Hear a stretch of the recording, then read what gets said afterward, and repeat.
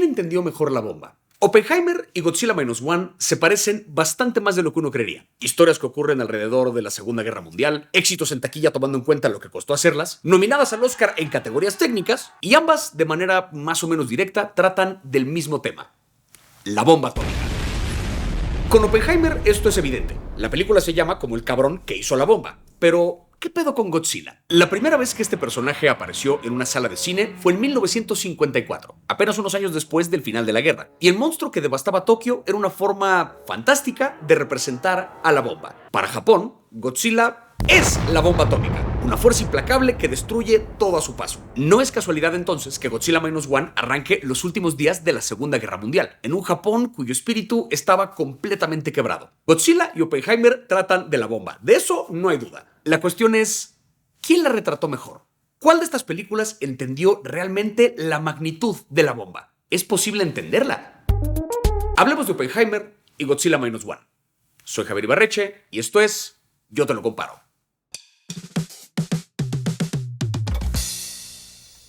¿De qué se tratan Oppenheimer y Godzilla Minus One? Oppenheimer, como lo indica el título, cuenta la historia de J. Robert Oppenheimer, el físico teórico que estuvo a cargo del proyecto Manhattan, o sea, del proyecto en que se construyó la primera bomba atómica. Cuando los alemanes lograron dividir el átomo en 1938, inmediatamente los científicos del mundo, incluido Oppenheimer, pensaron, con esto se podría hacer una bomba. Y cuando arranca la Segunda Guerra Mundial, arrancó también una especie de carrera por construir una bomba atómica, el arma que supuestamente acabaría con todas las guerras. A lo largo de la película vemos tanto el pasado de Oppenheimer, como el desarrollo de la bomba durante la guerra, como el juicio en el que eventualmente lo acusaron de comunista. Y esta historia baila alrededor de una escena en la que la bomba explota por primera vez, el día que los creadores de la bomba pusieron a prueba su creación, y nosotros como público vemos de primera mano la magnitud de la explosión. Por su parte, Godzilla Minus One cuenta la historia de Shikishima, piloto kamikaze que falló en su misión de kamikaze y que después fue testigo de cómo un monstruo prehistórico conocido como Godzilla hizo pedazos una pequeña base militar. Shikishima vuelve a casa completamente derrotado y humillado, acoge a una mujer llamada Noriko y a su bebé, quizá para sentirse mejor con él mismo, y años más tarde forman una linda familia. Pero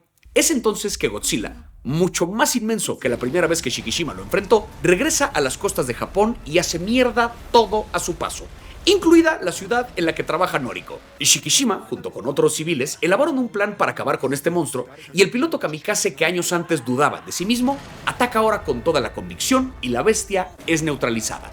Por ahora. La trama de estas películas evidentemente es muy distinta, pero no perdamos de vista lo que las conecta: la bomba. Mientras que en Oppenheimer vemos todo lo que ocurrió a nivel teoría y burocracia detrás de la creación de la bomba atómica, en Godzilla Minus One nos explican que Godzilla creció a esas dimensiones precisamente como consecuencia de la radiación de una explosión nuclear. Los estadounidenses hacían pruebas con bombas en el atolón Bikini, lugar que por cierto da nombre a Fondo de Bikini en Bob Esponja. Supuestamente los personajes son resultado de la radiación de esta zona. Pues en la película nos dicen que la radiación que se generó de esas pruebas fue la causante de que Godzilla se volviera una fuerza implacable. Entonces, Godzilla Minus One conecta con la bomba atómica en varios niveles. Primero, fue una bomba atómica la que de cierto modo creó a Godzilla. Luego, Godzilla ataca a Japón poco después de la Segunda Guerra Mundial, cuando el país se seguía reconstruyendo después de los estragos que dejaron las bombas de la guerra. Y en un tercer nivel, y quizá el más importante, Godzilla es en sí mismo una bomba atómica. No perdamos de vista eso. Las películas muchas veces son la respuesta cultural que un país le da a un evento traumático. El cine de superhéroes, sobre todo de los 2000, fue la respuesta cultural al 11 de septiembre. Buenos contra malos, invasores extranjeros, la idea de héroes nacionales. Las películas de distopías futuristas fueron la respuesta a la recesión del 2008, y las historias de multiverso son quizá la respuesta cultural a la pandemia. Pues de este mismo modo, el personaje de Godzilla fue la respuesta cultural de Japón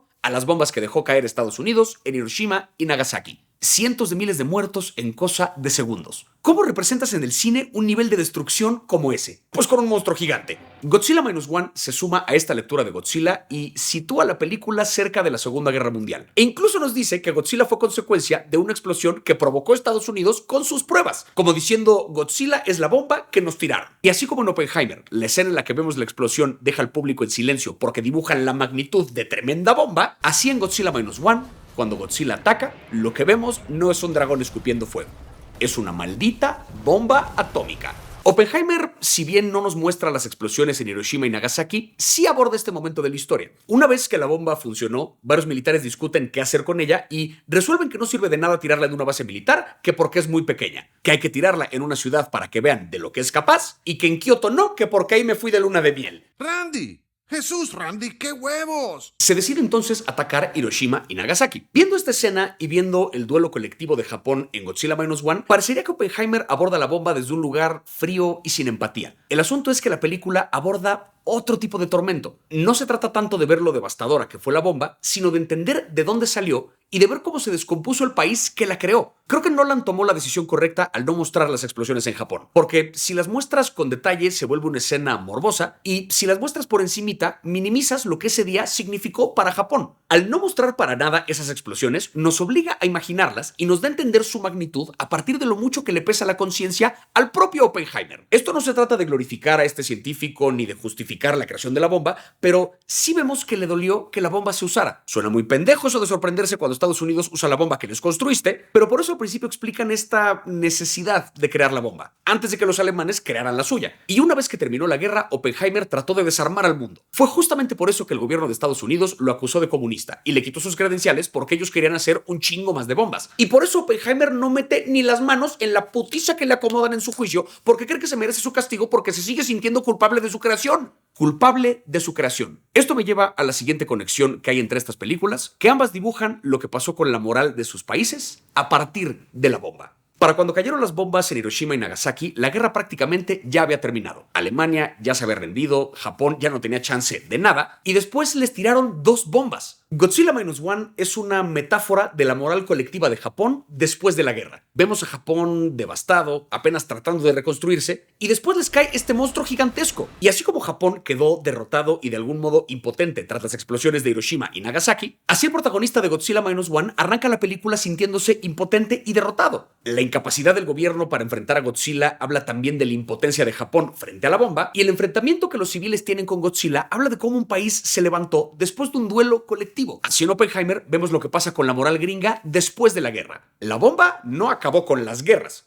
sino que dio pie a la paranoia. Empiezan a cuestionar la lealtad del tipo que les hizo la bomba, empiezan a fabricar más bombas porque otro país está haciendo las suyas y hay que tener más que los demás por si las llegan a usar, y empiezan a perseguir a todo mundo. No fue el final de la guerra mundial, fue el principio de la Guerra Fría. Ambas películas logran dibujar con precisión lo que fue de sus respectivos países después de la guerra, cómo la misma explosión descompuso a cada uno. Godzilla -1 y Oppenheimer son las 2 caras de la misma catastrófica moneda. Mientras que Godzilla -1 a través de Godzilla nos habla del tormento colectivo de un país, Oppenheimer nos habla del tormento personal del tipo que creó la bomba. Aquí lo interesante es que el discurso de ambas películas logra pasar porque no se siente como discurso. La prioridad de cada producción fue contar una buena historia, y eso definitivamente se logró. Uno de los problemas con otras interpretaciones de Godzilla es que tratan de hacernos empatizar con el monstruo. Es una madre que protege a sus crías, o una bestia legendaria cuyo propósito es cuidar a la humanidad de otros monstruos, y las películas no se deciden entre ser un drama serio o una cosa cagada donde pelean monstruos gigantes. Aquí, en cambio, jamás se busca empatía por el monstruo. Godzilla, como la bomba atómica que es, destruye todo a su paso.